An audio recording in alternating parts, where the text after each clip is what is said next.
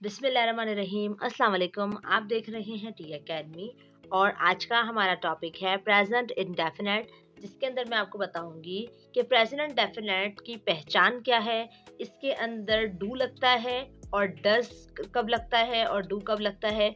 इसके अलावा इसके अफर्मेटिव, नेगेटिव और इंट्रोगेटिव सेंटेंस कैसे बनते हैं। इसके लिए आप हमारी वीडियो लास्ट तक ज़रूर देखिएगा। इससे पहले अगर आपने हमारा चैनल सब्सक्राइब नहीं किया तो सब्सक्राइब कर दें और बेल आइकन पर क्लिक कर दें ताकि आगे आने वाली इंफॉर्मेटिव वीडियो आप तक पहुंच सके। हमारा टॉपिक है प्रेजेंट इंडेफिनेट।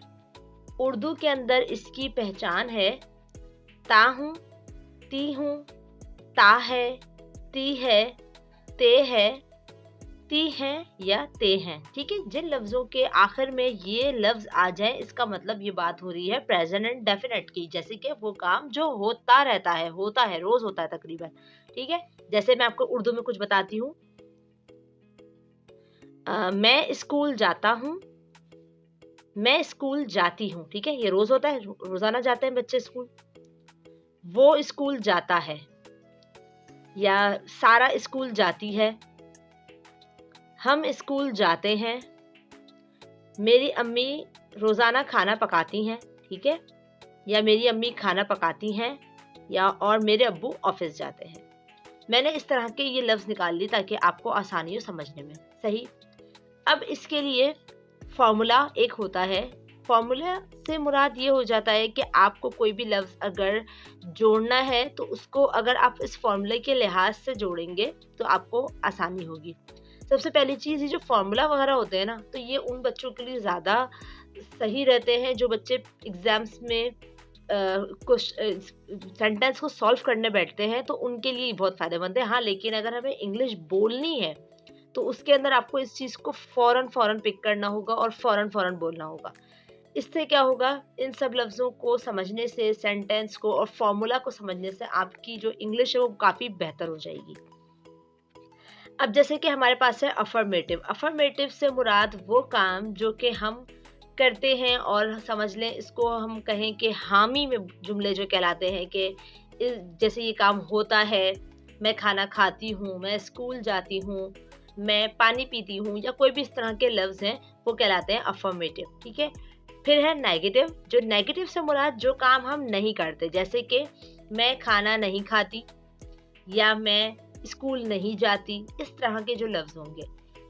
अब फिर आता है इंट्रोगेटिव। इंट्रोगेटिव जो होते हैं वो वर्ड होते हैं जिसके अंदर हम किसी से सवाल करते हैं या सवालिया जुमले कहते हैं, जैसे कि क्या मैं स्कूल जाती हूँ, क्या तुम स्कूल जाती हो, क्या तुम आम खाती हो। इस टाइप के जो वर्ड होते हैं तो हम उसको कहलाते हैं सवालिया जुमले, यानी कि इंट्रोगेटिव।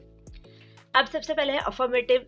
इसके जो मैंने फॉर्मूला था उसको दो हिस्सों में इसीलिए डिवाइड किया ताकि आपको पता चले कि वर्ब की जब फॉर्म में एस कब लगना है और कब फॉर्म में एस नहीं लगना। ये मैंने सिर्फ पहचान के लिए बनाया है, वरना अक्सर टीचर्स जो वो सब साथ ले लेते हैं और बाद में बता देते हैं कि इनके साथ एस लगेगा और इनके साथ एस नहीं लगेगा। आपको जो तरीका समझ में आए आप उस पर अमल करें। बेहतर वो है कि आप सीखें। ये ज़रूरी नहीं है कि आप यहीं से सीखें, आप कहीं से भी सीखें, लेकिन इस चीज़ को बस आपको अपने जहन में रखना है। जैसे कि अफर्मेटिव में ही, शी, इट या कोई भी एक नाम हो, उसके साथ वर्ब की फर्स्ट फॉर्म लगेगी। उसके जब भी फॉर्म लगेगी वर्ब की, उसके बाद एस लगा देंगे और प्लस ऑब्जेक्ट। ठीक है, सब्जेक्ट मैं पहले इस पे वीडियो बना चुकी हूँ। सब्जेक्ट कौन कौन से लफ्ज होते हैं मैं पहले वीडियो बना चुकी हूँ। वर्ब आपको कोई से भी जो काम होते हैं इस पे भी मैं वीडियो बना चुकी हूँ। वर्ब कोई भी काम करना, मैं पूरे इस पर डिटेल में वीडियो बना चुकी हूँ। इन दोनों के लिंक मैं आपको डिस्क्रिप्शन में दे दूंगी। फिर ऑब्जेक्ट होता है वो जिसके ऊपर जिस पर काम हो रहा हो। ठीक है, जैसे कि मैं स्कूल जाती हूँ तो मैं कहाँ जाती हूँ, स्कूल जाती हूँ, तो स्कूल हो गया ऑब्जेक्ट। ठीक है, इस तरह से ये होता है। मैं आपको डिटेल में पूरा आगे बताऊंगी। लेकिन जब आई, यू, वी, दे और कोई भी दो नाम हो तो इसके आगे वर्ब की फर्स्ट फॉर्म के बाद एस नहीं लगता। सही, और फिर डायरेक्ट ऑब्जेक्ट आ जाता है। ये एक फॉर्मूला है, इसको आप अपने पास नोट कर लें। फिर है नेगेटिव। नेगेटिव के अंदर इसी तरीके से सब्जेक्ट पहले आएगा, ही, शी, इट या कोई भी एक नाम हो, उसके बाद डज नॉट, क्योंकि नेगेटिव की बात हो रही है, हम मना कर रहे हैं, तो डज नॉट आएगा, या तो इसको डजंट भी बोलते हैं, तो या तो आप कहें डज नॉट या आप कहें डजंट। फिर वर्ब की फर्स्ट फॉर्म प्लस ऑब्जेक्ट, सही। इसके अंदर अब एस नहीं लगेगा, पहले लग रहा था अफर्मेटिव में, लेकिन नेगेटिव में यहाँ पर एस नहीं लगेगा। आप ये समझ लें कि आपने एस जो है वो इधर शामिल कर लिया, आप इसको इस तरह से कॉन्सेप्ट ये समझ लें, ठीक है। फिर है आई, यू, वी, दे या कोई भी दो नाम, ये आ गया सब्जेक्ट। इसके अंदर आप डज नहीं लगाएंगे, इसकी जगह आप लगाएंगे डू नॉट, या तो आप लिखिए इसको कहेंगे डोंट, ठीक है, जब आप इनकारिया जुमले बनाएंगे। तो फिर हो गया वर्ब की फर्स्ट फॉर्म प्लस ऑब्जेक्ट। इसके बाद है इंट्रोगेटिव, जैसे कि सवालिया। डज आपने जो था यहाँ पे, जैसे कि डज था वो आपने सब्जेक्ट के पहले लेके आ गए, ठीक है। इसी तरीके से यहाँ पे डज प्लस सब्जेक्ट के जितने भी हैं, ही, शी, इट या कोई भी एक नाम हो, उसके साथ प्लस वर्ब की फर्स्ट फॉर्म प्लस ऑब्जेक्ट, आपने ये जुमला बना दिया, ठीक है। यहाँ पर भी हम एस का इस्तेमाल नहीं कर रहे क्योंकि हमने डज लिखा है। इसी तरीके से इंट्रोगेटिव में डज की जगह जब भी डू लगाते हैं, तब जब आई, यू, वी, दे या कोई भी दो नाम आ जाए, फिर आपने लिख दिया वर्ब की फर्स्ट फॉर्म और प्लस ऑब्जेक्ट। अब देखें, आपको इससे और भी ज्यादा क्लियर हो जाएगा। जैसे कि मैंने कुछ जुमले बनाए हैं, हम क्रिकेट खेलते हैं, सही। सबसे पहले मैंने हम हो रहे हैं सब्जेक्ट, क्रिकेट ऑब्जेक्ट जिस पर खेला, जिस पर काम हो रहा है, वर्ब जो कि काम हो रहा होता है, जो काम होता है वो वर्ब है, तो खेलना, कूदना या नहाना, गाना, कुछ भी लफ्ज है वो हो गया वर्ब। तो मैंने सबसे पहले इनके हिस्से कर ली कि सब्जेक्ट, ऑब्जेक्ट और वर्ब। मुझे पता है कि मुझे इस फॉर्मूले में इन तीन चीजों की जरूरत थी, तो मैंने सबसे पहले इसमें से वो तीन चीजें उर्दू में ही पहले अलग कर ली, सही। हमको कहते हैं वी, तो मैंने सबसे पहले अफर्मेटिव जुमला बनाया, तो मैंने हम की जगह सब्जेक्ट पहले आता है, तो मैंने लिख दिया वी। अब क्या आता है, वर्ब आता है। वर्ब की कौन सी फॉर्म लगेगी, फर्स्ट फॉर्म, मैंने यहाँ पे फॉर्मूला में देखा, तो मैंने लिख दिया वर्ब की फर्स्ट फॉर्म आई, तो मैंने यहाँ पे लिख दिया प्ले, सही। यहाँ पर एस का इस्तेमाल नहीं हो रहा, इसलिए मैंने डायरेक्ट लिख दिया क्रिकेट, डायरेक्ट ऑब्जेक्ट लिख दिया, वी प्ले क्रिकेट। इसी तरीके से नेगेटिव में वी, मैंने यहाँ पे देखा डोंट था, तो मैंने लिख दिया don't, we don't play cricket, हम क्रिकेट नहीं खेलते। फिर है इंट्रोगेटिव, जिसके अंदर हमने पहले डोंट का जो डू था वो पहले कर दिया, डू वी प्ले क्रिकेट, क्या हम क्रिकेट खेलते हैं, सही। ये जो तीनों सेंटेंस बन गए।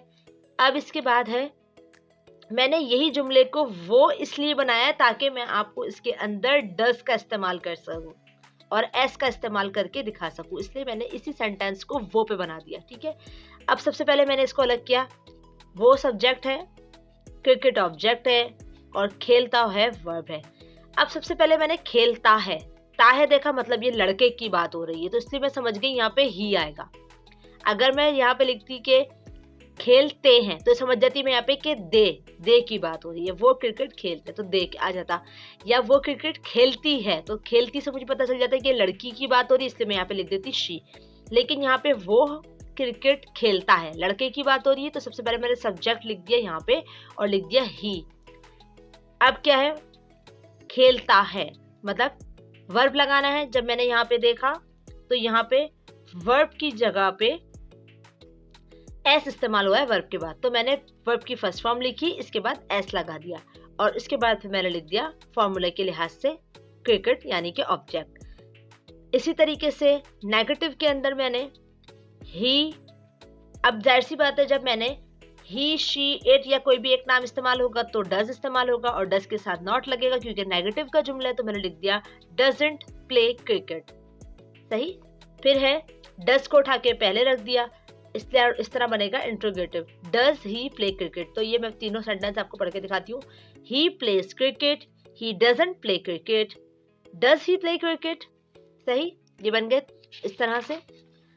अब मेरे पास दो सेंटेंसेस और है, जैसे कि मैंने अब इसमें एक का इस्तेमाल किया है, जैसे कि मैं एक सेब खाती हूँ, सही। मैंने सबसे पहले इसको अलग किया, मैं सब्जेक्ट, सेब ऑब्जेक्ट, खाती हूँ वर्ब। अब ये बात हो रही है एक सेब की। अब एक यानी कि आपको पता है कि एक जो है वो एन और आ पर डिपेंड करता है, उस पर मैं पहले वीडियो बना चुकी हूँ, मैं इसका लिंक भी आपको डिस्क्रिप्शन में दे दूंगी। आपने एक की जगह पे आ लगता है या एन लगता है, जब हम उसको इस ऑब्जेक्ट को हम ट्रांसलेट करके देखेंगे इंग्लिश में, जो उसका लेटर होता है उस हिसाब से हम लिखेंगे कि एक में एन आएगा या आएगा। इसी तरीके से मैंने अफर्मेटिव में लिखा सब्जेक्ट में आई, वर्ब खाती हूँ तो मैंने लिख दिया ईट फर्स्ट फॉर्म, एक सेब एन एप्पल। इसी तरीके से नेगेटिव में I don't eat an Apple, और इसी तरह इंट्रोगेटिव में do I eat an apple, क्या मैं एक सेब खाती हूँ। सही। अब है वो एक सेब खाती है, वो मैंने इसीलिए लगाया ताकि मुझे आपको डज इस्तेमाल करके दिखाना है, तो मैं आपको पता चलेगा डज किस तरह लग रहा है। तो वो एक सेब खाती है, अब इसको हमने अलग किया, सब्जेक्ट एक सेब हो गया ऑब्जेक्ट, और खाती है हो गया वर्ब। वो शी खाती है ईट्स एक सेब एन एप्पल। अब देखें मैंने खाती है से पहचान लिया कि वो के पे वो जो है उसकी जगह पे शी लगेगा, ठीक है, क्योंकि लड़की की बात हो रही थी। An apple. नेगेटिव में she doesn't eat an apple. इसी तरह इंट्रोगेटिव में does she eat an apple, क्या वो एक सेब खाती है।